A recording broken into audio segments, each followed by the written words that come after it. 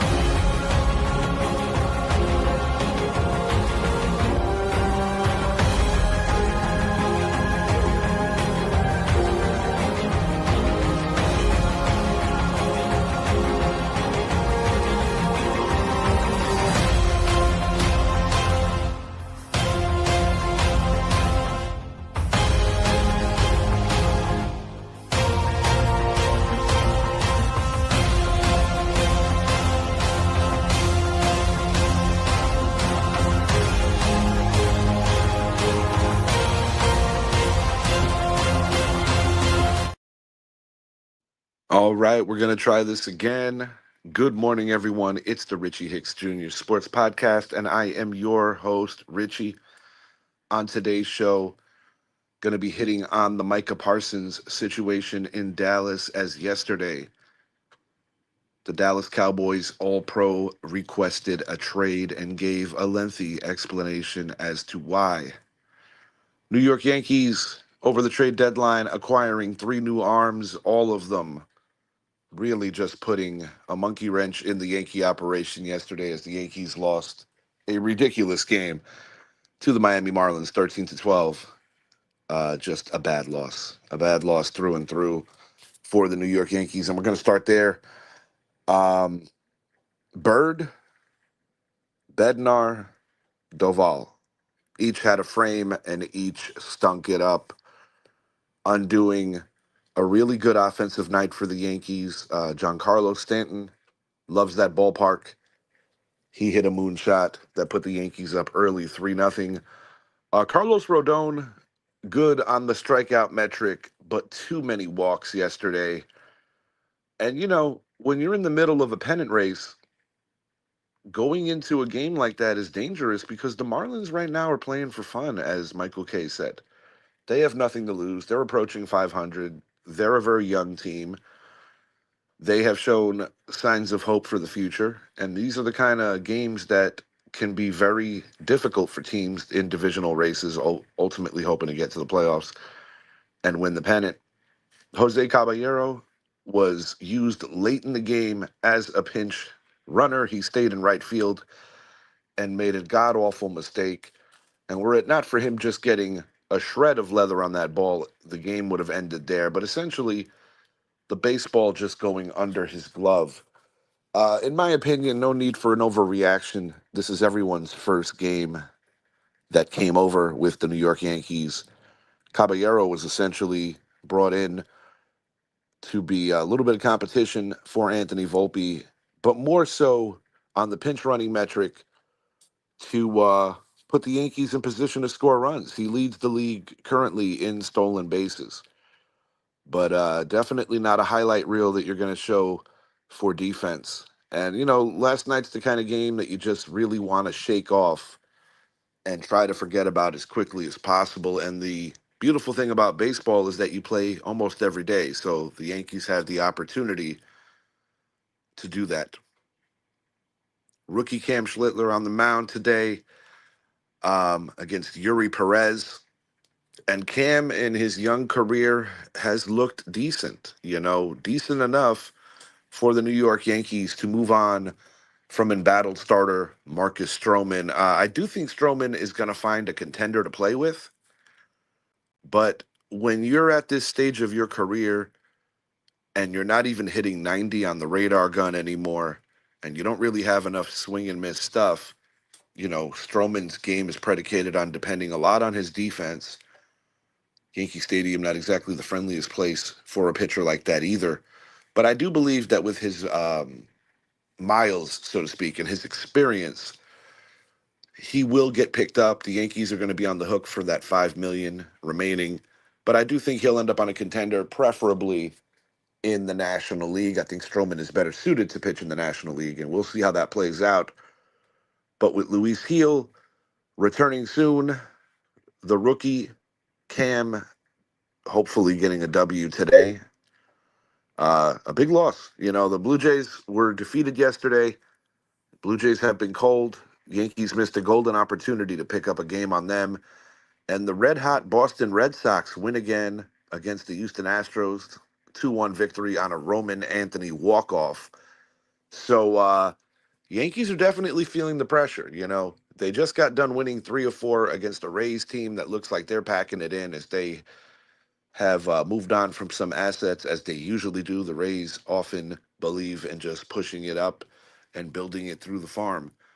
And that can be frustrating for fans that root for the Rays because year in and year out, they are definitely in the mix for the playoffs. They have a couple of World Series appearances in their history.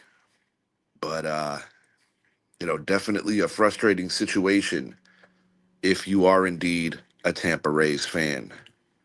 Want to talk about this man for a second, the guy that is on my icon photo, Thurman Munson. Today is Thurman Munson Day. Back in 1979, as the Yankee captain, he was tragically killed in a plane accident as he owned a small plane, which often transported him to see his family in Ohio during his years as New York Yankees catcher, ultimately during those years as New York Yankees captain. The Captain Thurman Munson left behind a beautiful family, and in terms of Major League Baseball, he leaves behind an unfinished legacy. I have been one of the people that would love for Thurman to get into the Hall. He was a consecutive 2-time World Series champion, the alpha to the other alpha, he and Reggie Jackson leading the Yankees to 2 consecutive World Series in 77 and 78. The career number is just a hair under 300. The man never really struck out much, never really missed games. His strikeout numbers are terrific, especially when you consider that he was a catcher and they, especially in that era, took a grand old beating. It is criminal that Thurman Munson is not in the Hall of Fame. And all I could say is please, Major League Baseball, do a little better with this. The Hall is supposed to be surrounded with the greatest players, and death should never be a reason why a person isn't included into the Hall. I have such strong feelings about not only he, but a Yankee captain after his era in Don Mattingly. These are some of the stats here for Thurman Munson. I couldn't get the entire pick, so I started it over from where I thought some of these were the most integral. But as you can see, the numbers are there in a short career. His career was cut short.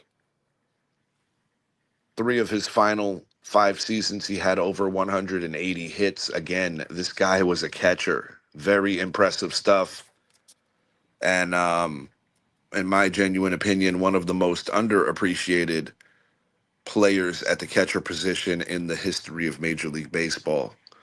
But I really hope and pray that one day this man gets inducted into his rightful place in Cooperstown,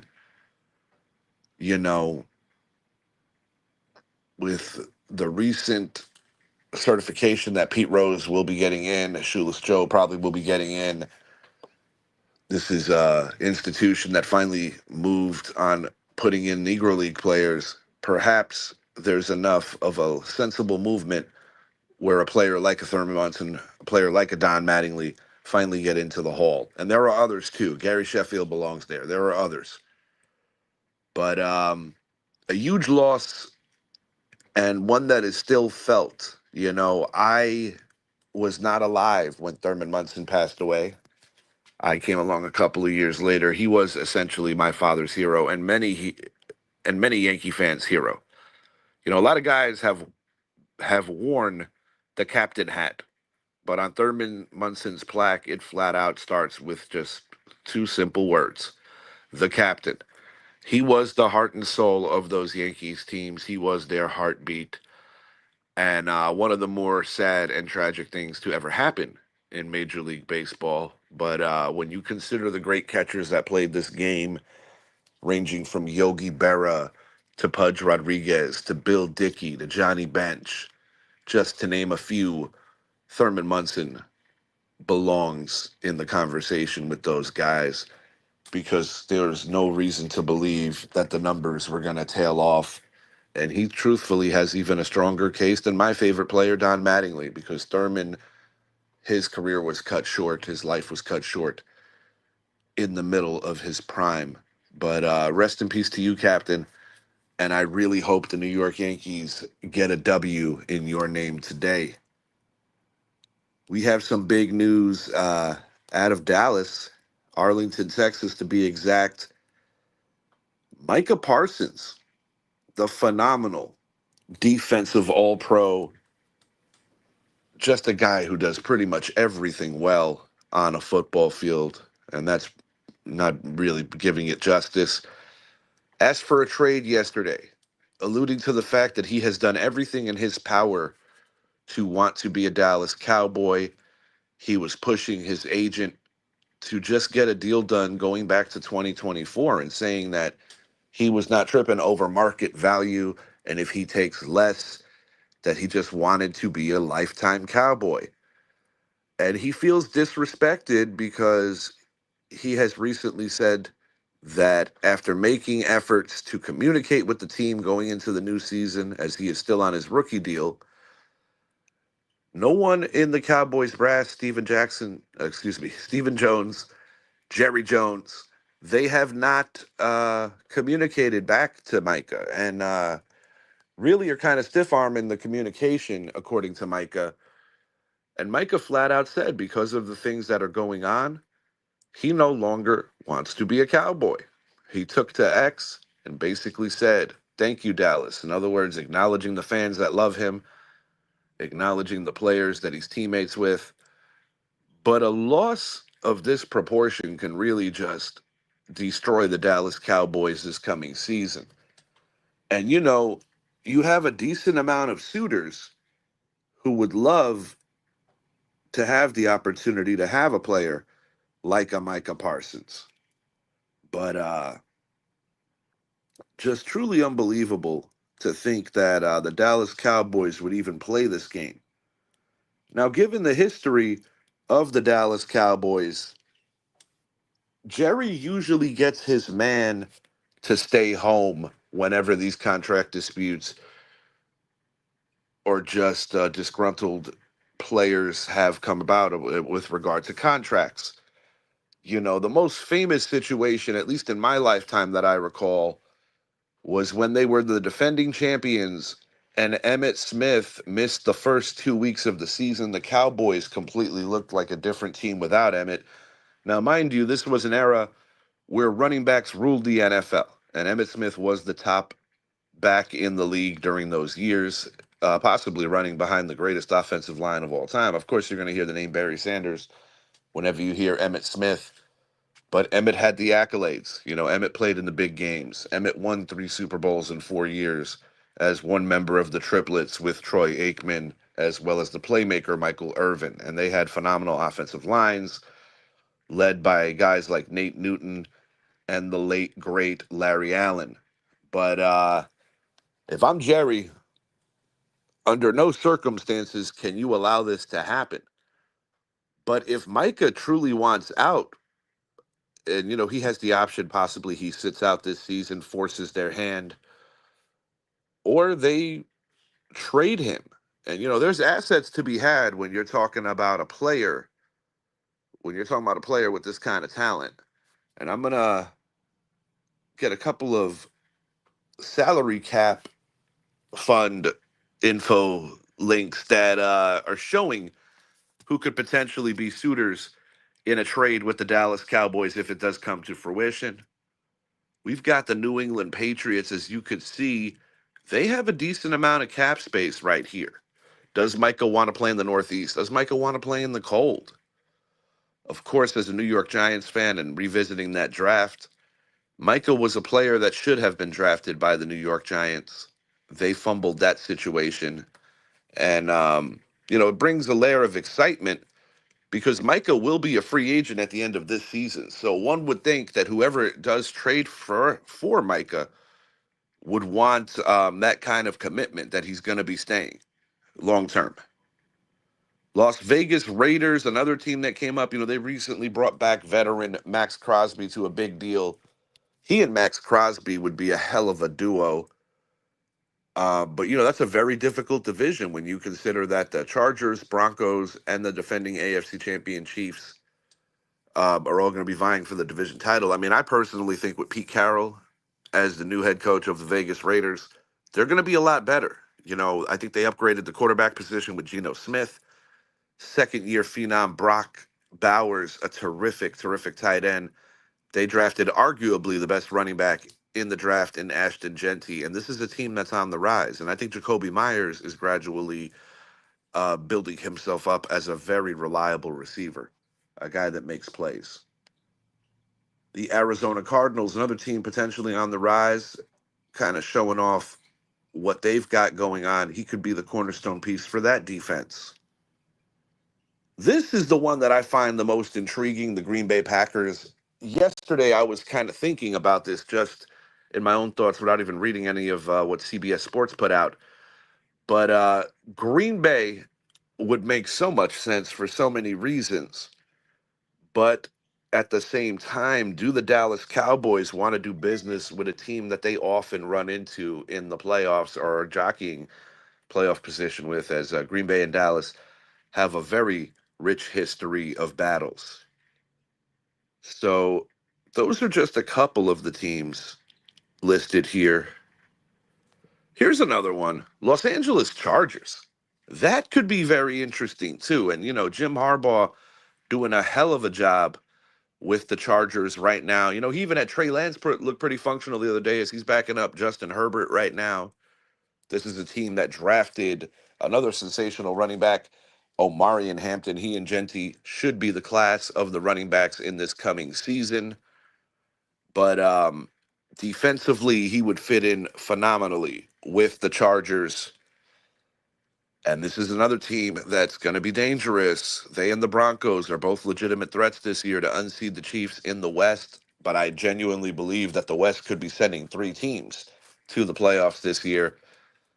And I mean, even the Raiders, I think the Raiders are going to be competitive, but I still think the Raiders are the worst of the four. A team that I did not list here, but a team that, in my opinion, might have the most assets to bring over Micah is undeniably the Cleveland Browns.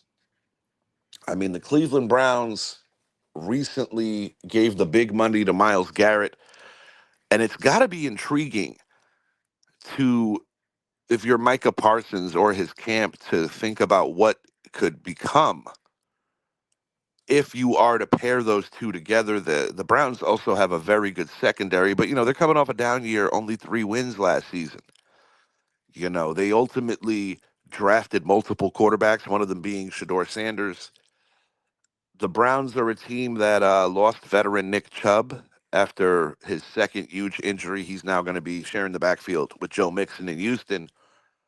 And this is a division that has been run by the Baltimore Ravens as of late, with sprinkles of competition between the Cincinnati Bengals and the Pittsburgh Steelers.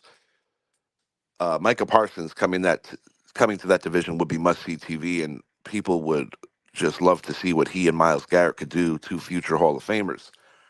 But the scary part, if you are indeed the Cleveland Browns, is, will you be able to get a commitment from Micah? It's not exactly the most sexy destination for athletes to go, especially in the NFL.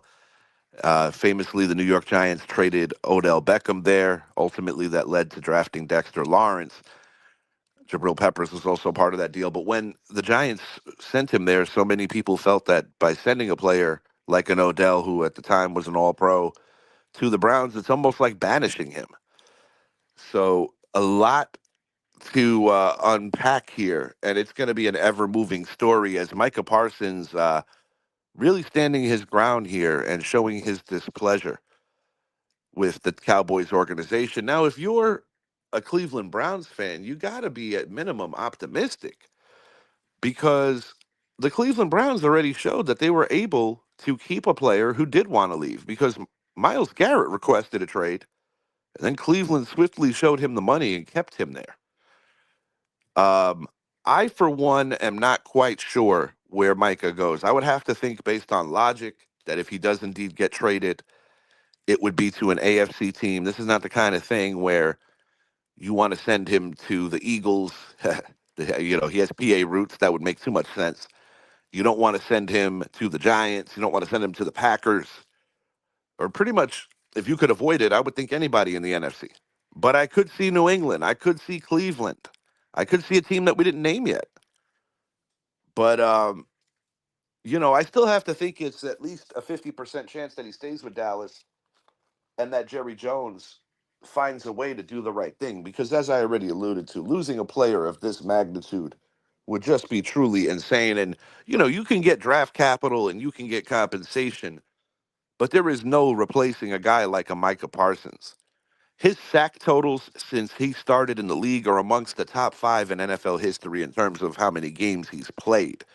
He is alongside some of the greatest to ever do it. So this could be a franchise-altering situation if the Dallas Cowboys are not able to lock up Micah Parsons and heal the relationship.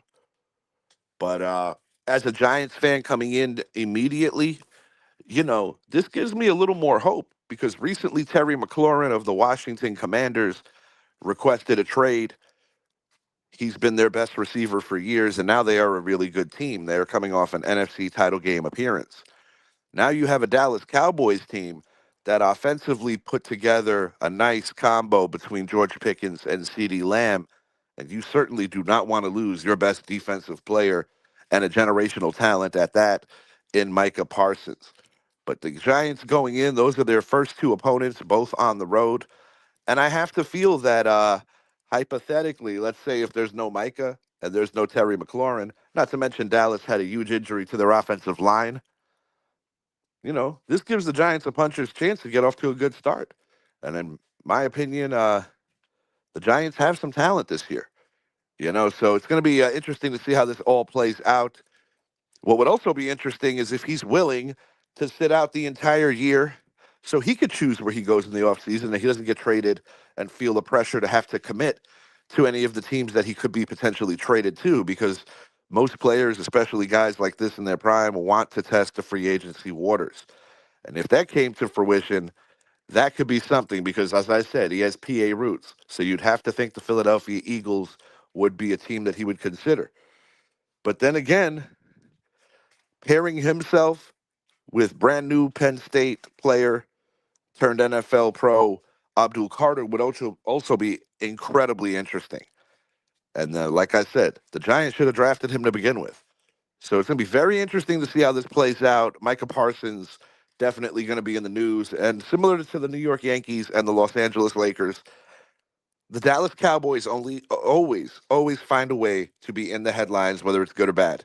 But they are, the most followed team in the NFL, and for a reason. As I tell my friend Keith Woolridge, shouts out NFC Beast, and other people who love the Dallas Cowboys. Jerry Jones, for better or for worse, and there's both sides of the coin, reminds me so very much of the late George Steinbrenner. But announcements to come for our next show. Our next divisional preview will probably be the AFC South. I'm going to get the team together, start working on that. It is football season here on the podcast, so we are ramping up for the football season. Very excited about this coming season for many a reason. Also, fantasy football season around the corner as well. If you haven't already, please make it a point to like and subscribe to the channel, the Richie Hicks Jr. Sports Podcast on YouTube. Check out the V Mix, the Vicious Mix with my man Idris Salam. Also, shouts out to one of the contributors here on the show, Brett Bandick, celebrating his birthday today. Going to reach out to him in a bit. He's actually on his way to upstate New York, and he's going to be hanging with our other contributor, Shed. So shouts out to them. Thanks for the good work that you guys do. We haven't seen Brett's face on the show for a while, but always chopping it up and always talking about what we're going to be doing. So expect Brett on the show for sure for the AFC East preview. Perhaps we can get another horrible reaction out of him and piss him off. But truthfully, I think his New England Patriots are going to be all right this year. Also, check out the Basement Show with our boy Johnny Nast, as well as the Sports Corner with Johnny Nast. They're doing big things over there. Check out the Bleed Blue Show, as well as the Casual Convo Show with our guy Idris and the beautiful Miss Coco every Wednesday, 8 to 10 on Hand Radio. Until next time, I am Richie. Enjoy your weekend.